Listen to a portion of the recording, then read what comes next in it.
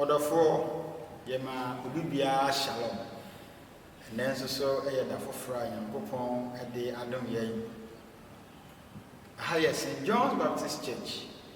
Na enedai nyame ama yapan se yene wo matwitwu nkomo emfa ye afidie isu.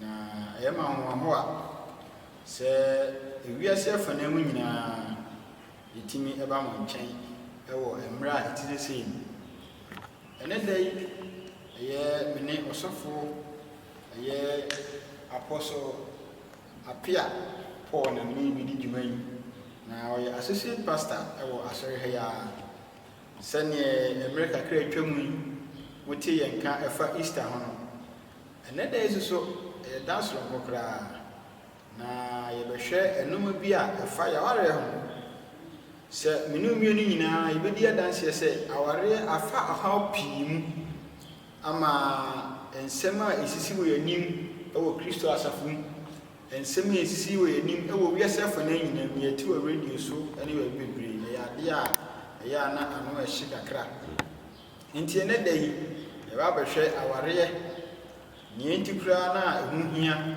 se ye de no mabu akwan na ehu nhyehyɛ no eno so ye di so se ne ba ya meni wa mienu se ye oba be ma awarefo ibenya mu nkunudi anase ibenya mu asumdi ama asinya ngobon ne munye asofo eja kwaba yeja etiefo na eti na da so ye da nya me dia che yes amen nti abere nche wono asofo gogo mpaya ya da ba dinya nkopon ase me fasa konya we se so e de ncha so nkoma otiefo ye bom mpaye onya me do kwafo ye da wase ele da yesu ye jayi dwumadi shawsa bedi here mo ni mo nyam no tumi nya kese for my word of Jesus Christ in the name. Amen. Amen. Asofo ye da wase Yesu da wase etiefo ene da ye hwe aware mu nsem kwanya e befa so a ye bedi nkunim ewo aware mu na ye hwe a aware mu ye hyehyɛ ye de anase yetirim kɔ ne se oba we mesemedon be ma no mesemedon nti yetirim kɔ ne se nkade a ye nyina ebe yi na nso pempi na ye nya ne sa na ye hwe a aware mu haw no mpempi na ya na akodo so asi mu ni die na mbese osofo mi bisa o se hwe aware mu ye se be ma afiri onini osenchen oba afiri onini osenchen waka bom abi ni baba ako omo ba chichire busua ohawa omukohia ne ne keka ho nyina no mbese mi bisa se nhwehwe mu anase wadisuam anase nyame ne wakasa eye efiri na sa na wo nyina ba osofo me da asapa wali yanko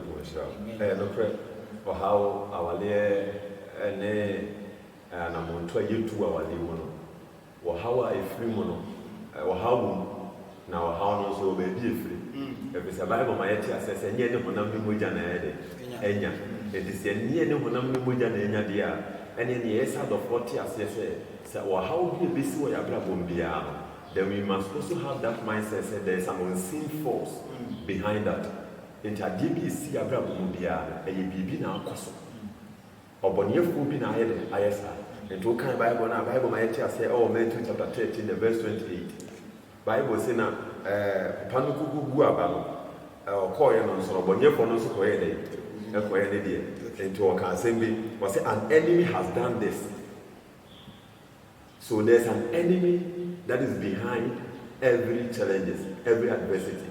So behind every distraction there's an unseen force. Into idea say when say your bonyefo bi na dey this man but kwanya ebetimi aboa amasa wa hawo ne amania ekoso awale mu nyina afiri mu ye han eto kan bible na bible ma yeti asese na ehan ehire musum na esum entini anyade eni ehan no so enti se esum bi ba wabrabo ma eye wo hawo eye amania ye betimi aboa na se esum no wafiri mu eye han eto kan sama ose the entrance of thy word given light. Enti se wadi asamba e de hanba se han so ban so a esum so ye de eduane enti abrabo no eni awale no wo ha we firi mu ba e yo boniefo na ye de edi se edumadi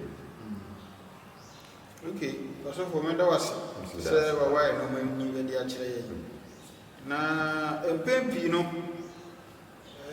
ye hwa ware mu a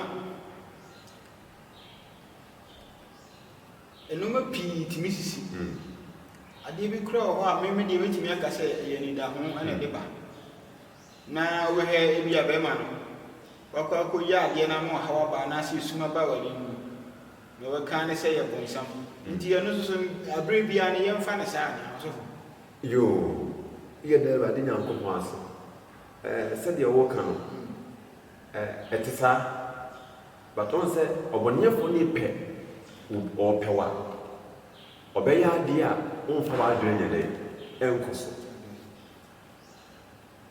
enti obehase de free baby e de aba enti ohawo na yan yekoso yeko esiwe ya brabo se especially gdf1 ni nyina no se wo tracy at the end of the day no, you will come to know say the root no e your body for need this media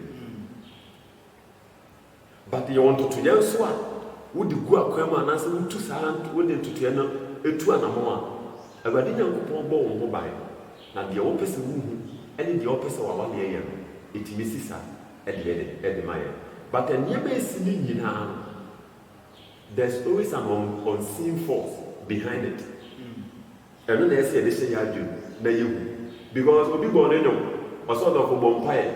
If we say Bibi in Sikwa, and Tiabona, everybody, Bibi in Sikwa. Bibi be a Besibia, we have what we call cause and effect. It had be a Besibiano, there's a cost to it, and then there will be effect thereof. It's yen far way, yen shadows. Now you won't say Bibi in Sikwa. Bibi see for a reason, is see for a purpose. Now count off for yen Bibi say will be a wako. Now, Omo Muna, with the president, with what to the castle, with the Antelesa, Kikri, Omo Fluani Muni Bam Yawadi never. So, Bibi, I the answer. But Obonia for the friend, if we are seeing the 2 Corinthians chapter 4 verse 4. Who Freya and said the very young woman. Who are caught but who be a catasona who said, Bibi as Bibi shall say. Okay. Yo, you won't cast him. Whom I am say, they know me to 2 now. Never see a bear. Okay. See, I know, Nipper be brave. In Bokra, who are when you are a utimi hwe nipa mu abrabom anasa aware ne ekoso no so ani ade wi kura de ani je bi ani na mbese ogwaye o sa akwan mi so eno ma ebetimi di egu akwan na aware ebotai anasa aware mu nkunimdi ebesi ediwo ebetimi edi so ogwaye o sa akwan so se ne be ya omo wa aware na fi so mo pesa so so bamu no afumso bi e wo ho no no abra mu ti ase no ni gu akwan no betimi atwe mu afiri ma na se obonefo no entimi nwa wo no mfo mu ye ni oso ko me da wasapa de esi nyina ti ase le se obi bi o wi ase bia awadi yankopon bo the very day ye wo no that was the very day yankopon connect wo e ma ho kani enti ye bi no se especially grandpa a man does the mema enti ye kasa wo mo dabi because everybody nyankopon e de ye mfe and a ball oba de ha as a chance before oba do beba na everybody nyankopon de nkai obi mfe de ai e de abodo enti yenya we na yenya ntiase se obi bia no beba asase so bia everybody nyankopon make provision e wa wale ho. You see, God is too detailed to detail you. We should have that understanding. Now, a person, if you want to actualize our marital destiny and dreams, then the SATS said, one, we must be in love with God. Okay. I say, young for your doing because our limos is saying, a bit in your bed, a bit in your bower. I didn't say, dear was our year, Rabbi. It is said, was a shower near Radia.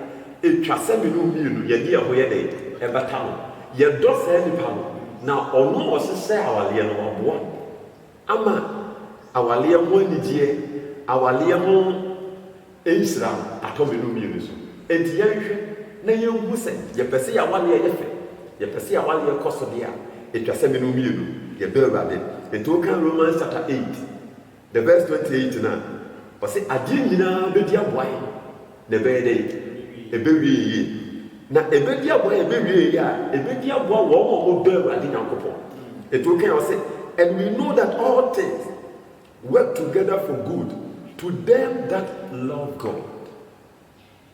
Enti wɔn a wɔbɛ Awurade no deɛ adeɛ nyinaa di boa wɔn enti sɛ wopɛ sɛ w'ani so ade hunu a wɔde kɔ awaleɛ mu no ɛbɛbɛ mu di a deɛ ɔhyehyɛ awaleɛ no ɛyɛ sɛ wodɔ no ɔsɔfo the second thing a mɛsɛ aka no nso ne sɛ yɛpɛ sɛ yɛni so ade hunu a ɛwɔ awaleɛ mu no ɛbɛ mu di a we must be connected and committed to kingdom service.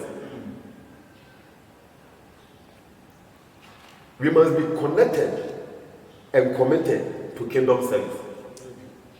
Okay, Matthew chapter 6 verse 33 I was saying yɛnhwɛ wɔ soro ne n'ahenni ne trenee kane na ɔde deɛ aka nyinaa deɛ aka no nso yɛ awaleɛ mu anigye a yɛreka aka ho deɛ aka no yɛ abraba a yɛpɛ sɛ si yie enti sɛ yɛhwehwɛ wɔ soro ahenni ne trenee ne nkɔsoɔ kane a Awurade Nyankopɔn nso ɔdɔfo hintɛ ne nsɛm a ɛwɔ nneɛmasie mu ne sɛ wosi nneɛma a wonyɛ wɔ adwene sɛ wobɛyiyi wo nsamɔwerɛ ebia na wo nsamɔwerɛ ma yɛ fi but wonsi nneɛma no wie no na emu nso ayɛ dɛn enti woyɛ Awurade Nyankopɔn deɛ na wobɔ w'ani kɔ Awurade Nyankopɔn adwuma ho na Awurade Nyankopɔn nso yɛ dɛn ɛsiesie wo na ɔyɛ nneɛma pa ɛde afa wawaleɛ ho ayɛ dɛn ɛde ama wo enti adeɛ ayɛ sɛ ɔte asɛn sɛ when you are concerned about things that matters to God, God will also matter about your matters.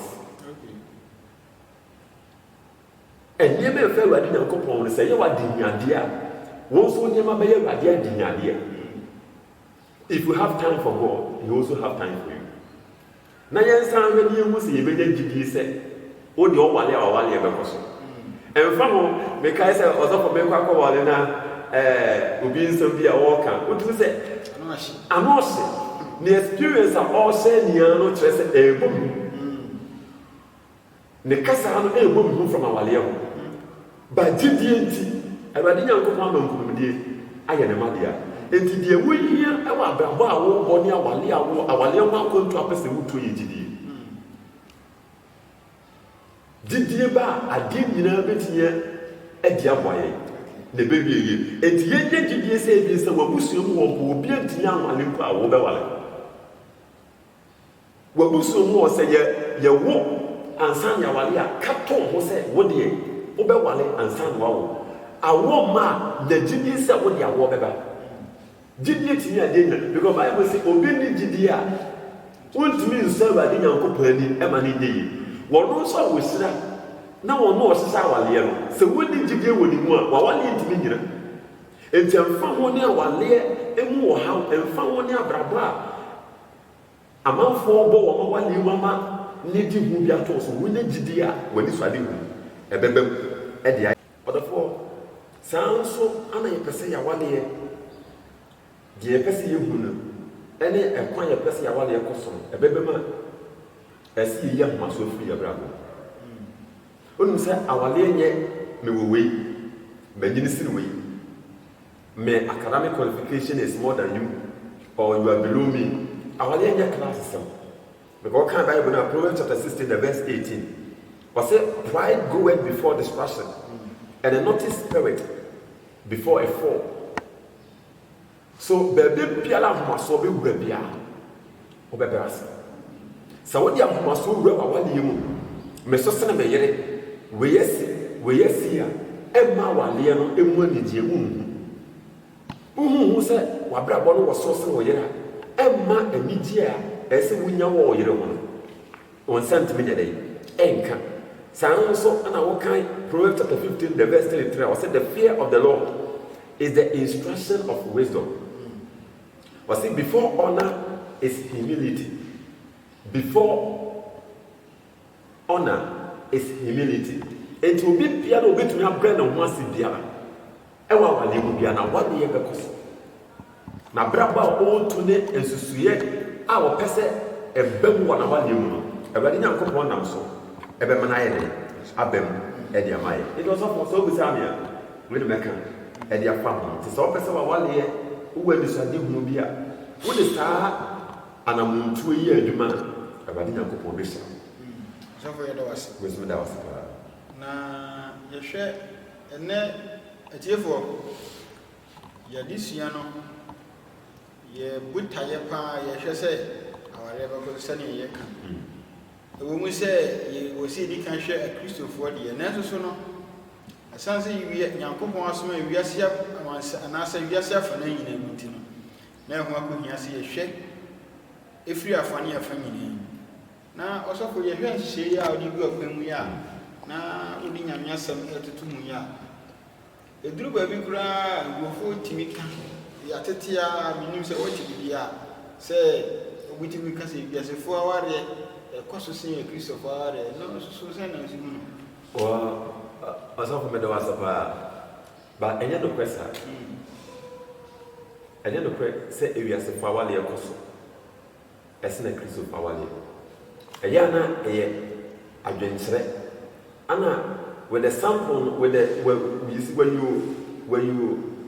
you research about what is really going on and nneɛma bebree esi ɛma yɛhu sɛ ebi asie ne teɛ that is when ebi a obi yɛ Kristoni na the principles and the legal laws a ɛma awaleɛ ɛfa nso wɔ no wɔamfa nto hɔ deɛ a sɛdeɛ ɔpɛ sɛ awaleɛ yɛ no but apart from that na ɛnyɛ nokorɛ sɛ akristofoɔ awaleɛ ɛɛgu awiasefo awaleɛ ɛkɔ so obi wɔ hɔ nom a na awaleɛ no ɔyɛ wiaseni ɛkɔ so deɛ but ebi a yɛwɔ other side of abraba a ɔmo bɔ nso a bɛrima no a na ɔbaa no ɔno nso compromise ɔde te awaleɛ no enti ɔmo nyɛ awaleɛ no does not mean sɛ ɛkɔ so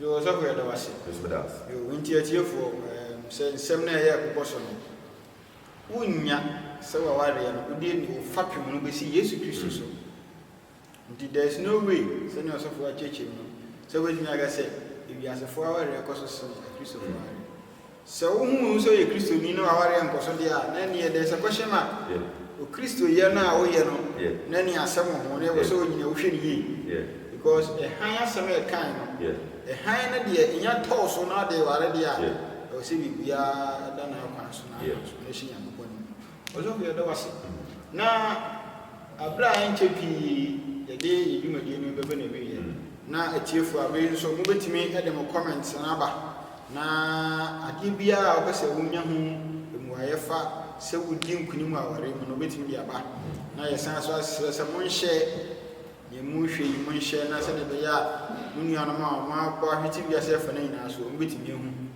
na biribi biara so so ayɛ kama ndi ɔsɔfo waka nsɛm pii na de akyerɛ na obiara tiri mu pɔ a ɔde wura aware mu sɛ ɔbɛnya mu anigye na saa anigye kura ɛwɔ kwan yɛ obiara bɛfa so ɔbɛdi fa ne anigyeɛ no deɛ nanso so no generally nanaase Nyankopɔn kwan so no ɛbɛda ne anya aware mu anigye asɔfo mɛda wase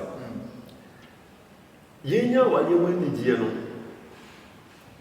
ɛyɛ very simple because Awurade Nyankopɔn ɔde nneɛma egu akwan mu de ama ne ma Awurade mpɛ sɛ ne ma bɛbɛrɛ ana Awurade Nyankopɔn and that is the main reason why Jesus Christ baeɛ na ɔbɛbɛyɛ nneɛma nyinaa yie maa yɛ na ɔrekɔ so wɔwie kyerɛ sɛ awale no mu wɔ haw ne ama ne wɔyɛ afiri mu nti ɔrekɔ a ɛyɛ anigyeɛ na ɛsɛ mu nya but anamontu a ɛsɛ me no mmienu yɛ ntu a ɛmfa ho no nipa ban a wɔyɛ sɛdeɛ ɔpɛ sɛ anigyeɛ no ba no mu nya anamontu a bɛpɛ sɛ wote ase ne sɛ obi bia waleɛ bɛkɔ so a you must be on fire for God.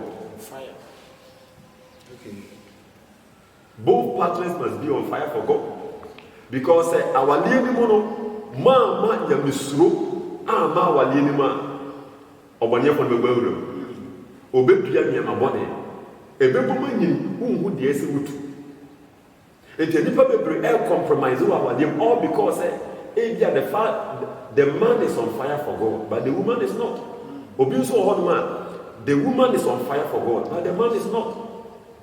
And Oboniafo no use that covenant called marriage. It will be the bravo. Because so say some person be feel. Now if your wife is on fire for God, meaning say me to me fire so. But me fa was so a bit me about feel. Sanity. Enti say ye tell am Awurade Nyankopɔn. Na ye bossy we Awurade Nyankopɔn ma. Awurade ono si wuja. Because okay Hebrews chapter 12 verse 29 was see Awurade wuja ode. Osi. Enti say ja no ebeto wo so a wo be wuja. Oboniafo ni ntimi me o. Obebie ni wo betu abeji wa wale. Oboniafo ni ntimi mo wura abrabo awale ni. If we say wo wuja na say ja no so e de bambo bi be dey ebeto so. The second one also they say also we must be responsible. Our we must be responsible in marriage. And see, we say, "I said, you be a it won't mean can't tell me so your bar. Now, what's all there? One and prayer camp on when you are in one of my Debbie, won't mean can't tell me so your bear. Is it? Now, what's all there? Walk Jim. Walk Jim bar, you must Jim into your life bill. Jim into your water bill. It is what Jim about what pack a swab real as all to none of one two as a utu. Na a fear or anything. Our living prayer personal, a lack of irresponsibilities are a cost of ever brabum, any our live, and then the more how baby that you would you. Now, ever you okay, trust him, 1 Timothy chapter 5, verse 8. Was it, but if any provide not for his own, especially for those of his own house, he has denied the faith and is worse than infidel. So when to me, the Esther when you will feel when to me, what do Rabbi Yankupon Quenutia? A radino do about the sound, what will some of them here? And the non Adam Cocoya Adam deeply more about. Because Nasadia there saw and one yet. It's there so how ever or Bonia for the room. It is the one that was said here or Bonia for the room. It is a journey as a woman, as a woman. School fees less than 2 years in 2 years. As a baby, as a baby, as a baby. Now, wait. Then the third point in the say, as a yetimi a cry of ye. Nay, say yetimi be bay when I adore you. We must be intimate. Okay, Bible Genesis chapter 2, the verse 24. Was it Oberima Ebeja Neja and no de no one day. Brother said, therefore shall a man leave his father and mother, and shall cleave unto his wife, and they shall become one flesh. The word is leave, but when you are leaving, you cleave. Where the Bible come when you see, the word city a care. So when you are leaving your father's house, and you are leaving your mother's house, then you must care for your wife. And then the word care also say you must be able to comfort your wife. The word care any chance you must be able to accept your wife as she is. As you who say Obana or Kakofano. Maybe I'll be for Obana, none in progress so come. 1 year, 2 years. The number who are your friend, you must accept that woman. Accept. Obaka for Obana no yesterday. Also do up about yesterday. After Obana be back come you be no. Awurade amamu no Obana ntimi an control no one. No Obana ayekese. You should be able to accept that woman. The only just say you should be able to respect yourself. Mo fendi die mamo. Ewa awaliemu. Awaliemu bebre o hono na odonima be ma ntimi gyina monten kasa kire Obana ɔbaa no so tumi gyina abɔnten kasa kyerɛ bɛrima no mo amfa ni dia bɛma awaleɛ no bɛgu but the moment a wobɛ show respect in that particular marriage gyina awaleɛ no kɔ so. And the next one also said the care no the NHS said you must be able to encourage yourself. So when you are living you are going to click with meaning say you are going to care for your wife. And our name so let us try to be romantic, especially people of the faith. And don't have any people who say a Christopher our liano and cosos we are our liano because I am too spiritual to the extent say who waledia who a Christian they see say so what was how to yirukuma or how can say what was how to yire yetimi hage yire no there we must learn to be romantic. Now what kind of Bible Genesis my say Ebra Abimale ohwe empoma mu no hu Isaac no na Isaac ne yere Rebecca ewewe etese timeme wa walemu osafo ese time yede ewewe wa walemu na esaya me de kwan so be kan Songs of Solomon ya na senka romantically no wrong say ye ne yere wewe ya ene kasa Song of Solomon no sa book no kese yi free Bible Solomon can zembebre or describe na yiri mpokuya ohwe nanim ne nano de we osi kasa ne de we osi kan kiss me with the kisses of thy mouth na all kan nyina we nyina no etreye e Christopher ne kwan a ese me numio ne faso na ya wale ekos ye nije e wa wale ni mu na ye be sa pesa wo sa tia say we must be flexible in marriage and the concept be man ya wo chenchenchen me dey say na me tie me dey say no unya wale a wo penya wo pebiem wo wale na se chene say wo de wo pe o ma wo yere so de ne pe ma be ma so you must learn to be flexible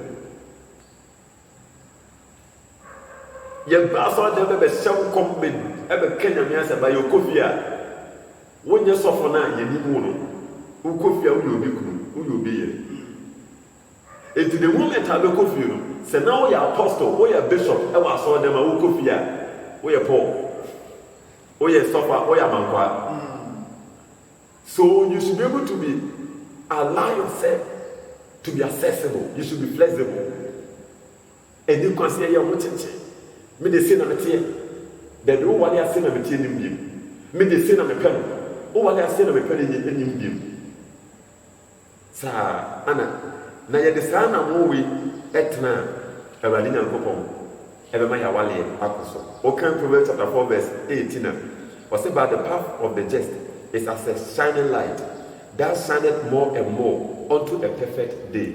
It is a bravo a koso. We must be able to shine in our marriages. As it me a shine where ya wale you na koso dane de nya ne e dan se be checheche me de be nyini say ana ese yesaye health conscious. Ye wale ni na se wale ni betimi adimo na wale ni betimi akoso we must be health conscious. Ye fancy ya adimo say ya pomde ehia e wa wale you.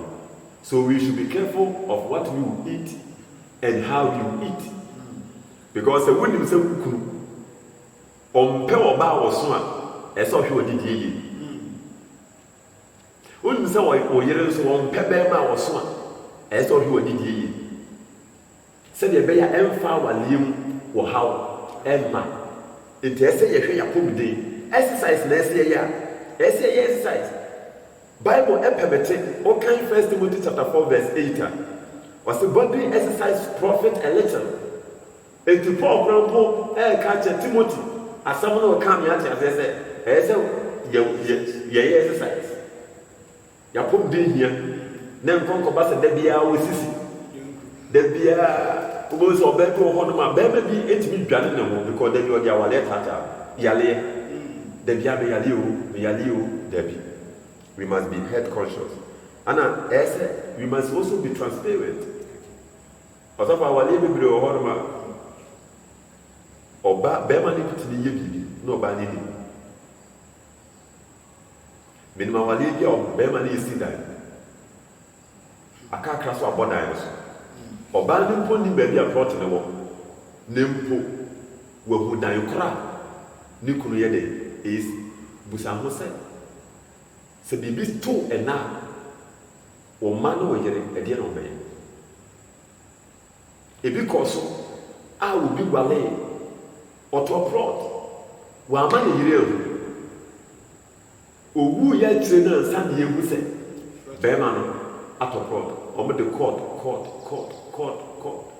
ba se ka wo mo ba ni mu a obi wo ho no pa ne tab anase ne phone a wo use password e da so no wo de code say ya na ba ne say ya say time kran ba won ti you. So we must learn to be transparent. And even wo ho no ma wo yiri hu o password ma wo yiri hu. Even o momo account o password ma wo yiri hu because wonim da wa how better wonim da ma ne better. So we must learn to be transparent in our marriages. And into now can James chapter 5, the verse 16. Was a young can young fool so in church a young. Wouldn't be a James secretary. Was say, let us be transparent because I walk out of what's near. Why you open to me? Makes me come in front of what I am open to you. And it was a day, a see a wawalino. Now for years I who say. Yemam koso adwene entra ya brabo se oyire o wale no ye SHS who a certificate holder boa you should be progressive fanako school se mo na mo first degree mo nyama masters you should be dynamic progress in your marriage.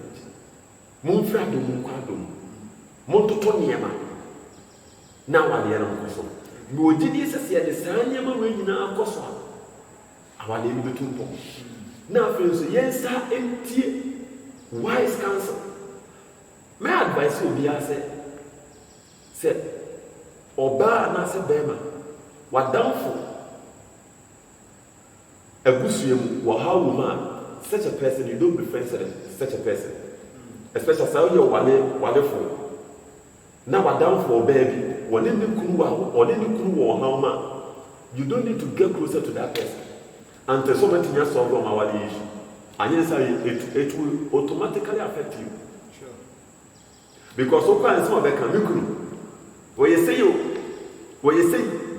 say na adwin po bia ga be de abeto wotru na wa start implement sa nyema no e we busu ni enti mesrese ye nam nyankopon asem so na ye nam nyankopon adwem poso ebe nante ne awale ebetumpo but say the counsel of the Lord shall stand enti futu a efrem ade ne beboa so awale mpo enkoso a wunya futu efrem ade a ebeboa awale na ba wa no na e cancel ogo wa no se cancel there ye ni biamo dada no there are certain things they will say in cancer winning your nyama be o ma be koso se mu ye open na ma respond to their all cancer na mini pana o tu funa ebeboa ama akoso it was for say the same nyama we nyina egu akwama e ba de nyankopon nam so ebe ma ya wale ayesina ye didi ya ho so komo ye ni ya ho komo na e ba de nyankopon Israel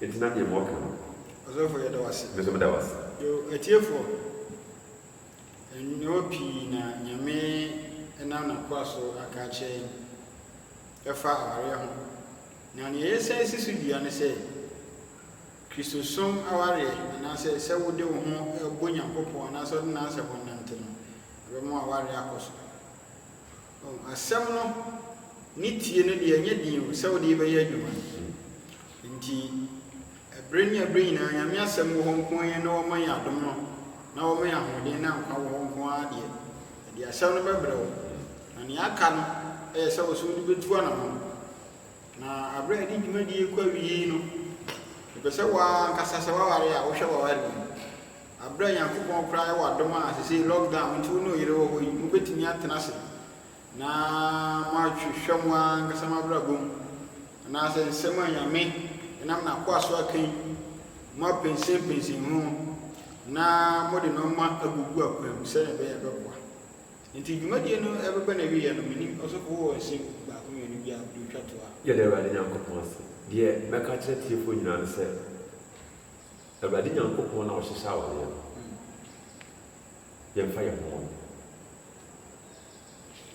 na ɔsɛ obi biara saa wobɛtumi awale biara wanya Awurade Nyankopɔn anim adom enti ɛma awalefoɔ especially man nyɛ ɔman dwen sɛ ɛyɛ makeup na ɛde wale